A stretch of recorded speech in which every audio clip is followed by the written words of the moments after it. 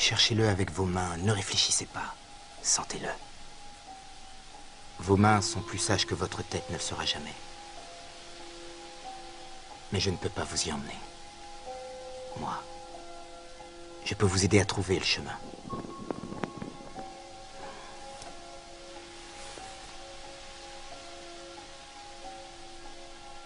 Il n'y a que vous, la balle, le drapeau au loin. Et ce que vous êtes, cherchez-le avec vos mains, ne réfléchissez pas. Vous le regardez, Juna, sentez-le. Il n'y a que vous qui soit en harmonie avec vous. Si tu comprends ce que tu vas voir maintenant, tu réussiras tout dans ta vie. Alors, si tu veux vraiment réussir ta vie, regarde ça. Je veux juste que tu filmes ça très vite. Parce que je voulais que tu entendes ça. L'autre soir, un type m'a crié « Hey Will, je veux être acteur, mec! Je veux être acteur, comme toi !» Vous savez, d'habitude, quand les gens me disent ce genre de choses, je réponds « Ouais mec, tu peux le faire. » Je leur donne un mot d'encouragement. Mais j'étais assis juste là à réfléchir et j'ai réalisé que 99% des gens qui disent des trucs comme ça ne sont pas prêts à faire ce qu'il faut pour que leurs rêves deviennent réalité. Les Marines ont un dicton qui dit « Tout le monde veut aller au paradis, mais personne ne veut mourir. » Et c'est tout simplement vrai. Au centre de la réalisation d'un rêve, quel qu'il soit, c'est l'autodiscipline qui compte. Vous savez, quelque chose d'aussi simple que la nourriture et l'alimentation, ce n'est pas tant une question de corps que d'esprit. Il s'agit de prendre le contrôle de votre esprit pour être capable de choisir des actions qui sont dans votre meilleur intérêt. Chaque jour, nous choisissons des choses qui ne vont pas dans notre propre intérêt. Donc, si le monde t'attaque et que le monde veut se battre contre toi et que le monde essaye de te maintenir à terre, alors, tu vas quand même pas te frapper dans les parties. En faisant ça, tu vas t'auto-saboter pour atteindre ton rêve.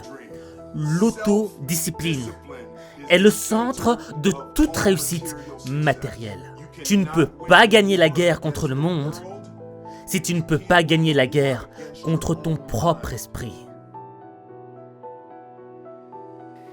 Super discours de Will Smith.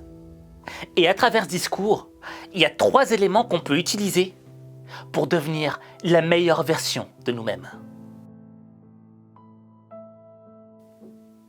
Dans la vie, on a tous un rêve sincère qu'on aimerait réaliser. Mais quand on remet les pieds sur terre, on a des difficultés, on a des épreuves, on a des bâtons dans les roues qui nous empêchent d'atteindre ce rêve. Et on a envie d'abandonner parce qu'on est démotivé. La vérité, c'est que chaque rêve est associé à un processus. Et beaucoup veulent atteindre leur rêve sans passer par le processus. Or, le processus, c'est le pont qui te sépare de ton rêve. Et tu es obligé de le traverser. Il n'y a pas de triche, il n'y a pas de shortcut. Tu vois ce que je veux dire ? Alors parfois, il y en a qui trichent, il y en a qui, leur rêve, c'est de devenir millionnaire. Alors qu'est-ce qu'ils vont faire ? Ils vont arnaquer des gens, ils vont vendre de la drogue, ils vont faire plein de trucs et ils vont devenir millionnaires. Bernard Madoff, auteur de la plus grande escroquerie financière de l'histoire, est mort à l'âge de 82 ans dans un pénitencier de Caroline du Nord aux États-Unis où il purgeait une peine de 150 ans de prison. Pendant plus de 15 ans, Bernard Madoff avait détourné près de 60 milliards d'euros. La fraude pyramidale de cette figure de la finance new-yorkaise consistait à piocher dans les fonds de nouveaux investisseurs pour rétribuer ou rembourser les plus anciens. Elle avait été mise au jour en décembre 2008. Bernard Madoff avait été condamné l'année d'après. Il avait plaidé coupable de 11 chefs d'inculpation, notamment pour fraude et blanchiment d'argent. Début 2020, il avait demandé à être libéré en raison d'une maladie mortelle des reins et d'autres problèmes de santé, mais sa requête avait été rejetée par le juge qui l'avait condamné en 2009.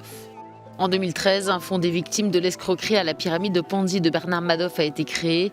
Aujourd'hui, 37 000 personnes de tous milieux auraient récupéré 70% de leur investissement initial. tu vois.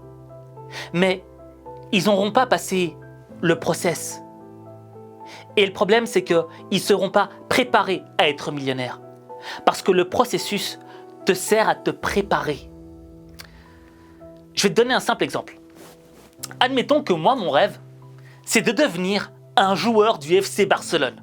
D'accord? C'est mon rêve, j'ai trop envie de le faire. Et par un truchement, par une petite triche, tu vois, j'ai un petit peu embobiné le président du Barça. Et il me dit, ok Aziz, demain je te signe un contrat de joueur pro, d'accord? Tu vas recevoir 1 million d'euros par semaine, parce que j'aurais bien négocié bien sûr, 1 million d'euros par semaine, et vas-y, va nous ramener la Ligue des Champions, remplace Messi.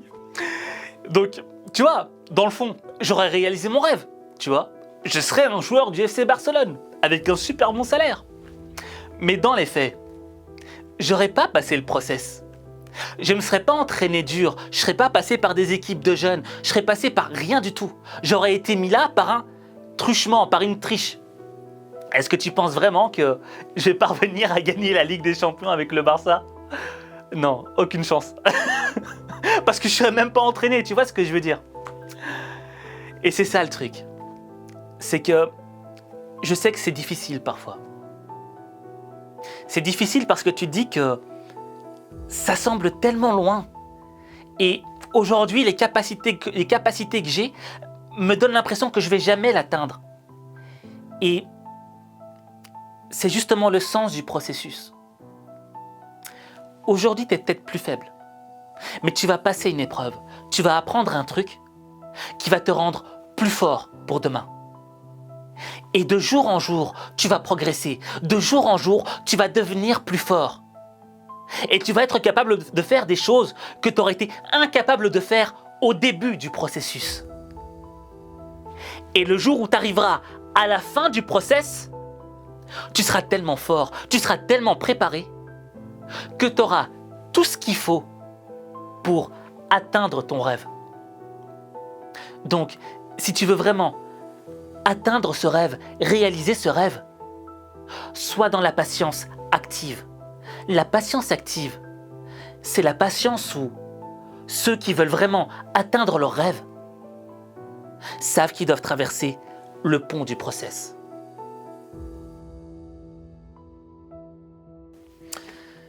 Le deuxième élément qui rentre en considération dans cet aspect d'autodiscipline, c'est le choix. Tu vois, le choix est directement lié à la discipline. Et très souvent, comme l'a dit Will, on fait des choix de merde. On fait des choix qui vont à l'encontre de nos rêves. Pourquoi? Parce qu'il y a toujours un moment où c'est difficile. Il y a toujours un moment où on a envie de choisir la voie la plus facile. Je vais te donner un simple exemple. Tu vois, moi, je me rappelle, pendant 1 mois, j'avais fait du sport quasi tous les jours. Je faisais de la boxe, je m'entraînais avec un coach, et vraiment, mais mon entraînement était au top, tu vois. Mais à côté, j'avais fait un choix. J'avais fait le choix de manger des grosses crasses. Et je me disais dans ma tête, mais écoute, je fais tellement de sport que je peux me permettre de manger ces crasses. Et tu vois, à Dubaï, il y a un truc, je sais pas comment ça s'appelle encore, mais c'est genre du poulet frit, mais premium, quoi. C'est un truc coréen, sud-coréen. Et tu vois, ils te font du poulet frit avec du miel, avec du fromage, avec... Et franchement, je te jure, c'est trop bon. Et j'en mangeais quasi tous les jours. Et moi, je disais, mais attends, c'est de la protéine, tu vois.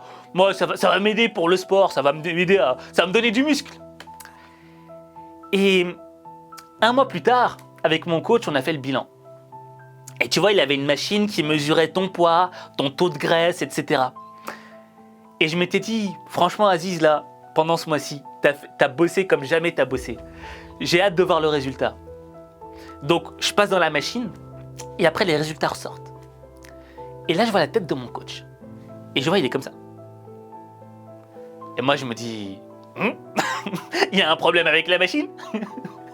Et après, il me montre mes résultats. Et au fait, je vois que j'ai pris je crois que j'avais pris 1,5 kg de graisse en plus. je peux te dire que j'étais jaune. J'étais triste. Parce que j'avais donné tellement d'efforts physiques et mentaux pour maigrir. Et quand j'ai vu ça, je suis rentré chez moi et je te dis la vérité. J'ai pleuré comme une madeleine. Pourquoi ? Parce que dans le fond, je savais que j'avais fait les mauvais choix. J'avais fait le choix de la fainéantise. Je ne m'étais pas donné à 100% dans mon rêve. Je me suis donné à 50%. C'est-à-dire que pour le sport, je donnais tout. Mais quand il s'agissait de manger correctement, je ne le faisais pas. Je mangeais que des cochonneries. Poulet frit, pizza, toutes les cochonneries que tu pouvais trouver à Dubaï. Je m'appelais un McDo, un truc du genre. Je l'ai payé. Parce que j'avais fait les mauvais choix. J'avais fait les choix qui allaient à l'encontre de mon rêve, de mon objectif à ce moment-là. Et on ne va pas se mentir à nous-mêmes. Le bon choix, on le connaît.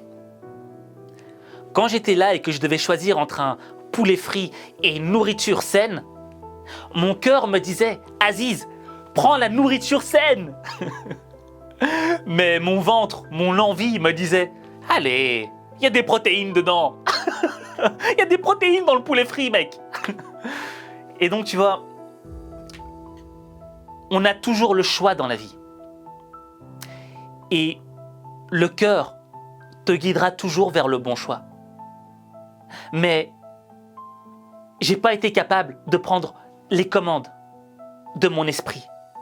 J'ai laissé mes envies diriger ma vie. Et j'en étais conscient. Et j'ai juste joué au mec aveugle. J'ai fait celui-là qui regardait pas, qui voyait pas. On a toujours le choix. Et ton cœur te guidera toujours vers le bon choix.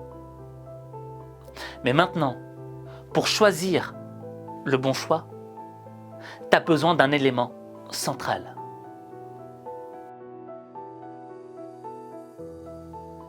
L'élément central dont tu as besoin pour faire le bon choix, c'est d'avoir un pourquoi. Le pourquoi, c'est la raison pour laquelle tu fais la chose que tu fais. Et le pourquoi, c'est pas un élément qui est rationnel, logique. C'est quelque chose d'émotionnel. Parce que c'est l'émotionnel qui va te donner ce surplus d'énergie. Cette chose qui va te rappeler quel est le bon choix à faire. Et pour moi, l'élément qui m'a le mieux appris ce qu'était un pourquoi, c'est le dessin animé One Piece. Alors, dessin animé, c'est un manga animé, bon, tu appelles ça comme tu veux, tu vois.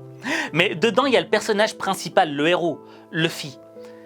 Et tu vois, Luffy, il fait toujours face à des adversaires qu'on croit toujours plus forts que lui, au départ. Et je sais pas pourquoi, mais il est déterminé, il veut pas lâcher le steak, il est prêt à se battre jusqu'au bout. Pourquoi ? Parce qu'il a un rêve. Et son rêve, c'est de devenir le roi des pirates. Et il a une raison pour laquelle il veut être ce roi des pirates. Et donc, il est tellement déterminé dans cette raison l'habite tellement au fond de son cœur qu'il peut faire face à n'importe quel adversaire qui pourrait être même plus fort que lui. Il sera toujours déterminé à se battre. Son choix sera toujours le combat. Et moi, dans mon sport, ma raison n'était pas assez forte. C'est pour ça que je quittais le combat de la nutrition.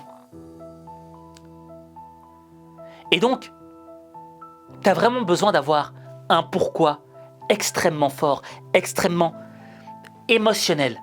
Parce que c'est ce pourquoi-là qui va toujours te guider vers le bon choix. Si tu veux vraiment réaliser tes rêves et que tu souhaites découvrir ton pourquoi afin de devenir inarrêtable, alors je t'invite à cliquer sur le lien que j'ai épinglé en commentaire pour découvrir le secret qui te permettra de découvrir ton pourquoi.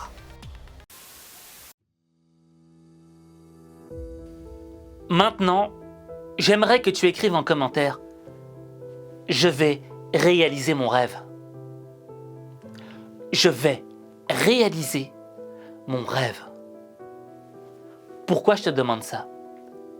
Parce qu'aujourd'hui, avec tout ce qu'on a vu, tu as les outils suffisants pour pouvoir réaliser ce rêve. Tu sais l'importance du choix. Tu connais l'importance du processus. Tu comprends la centralité de l'autodiscipline. Et tous ces éléments-là vont te permettre de transformer ta vie. Parce que ta vie, il n'y a que toi qui peux la changer. Il n'y a que toi.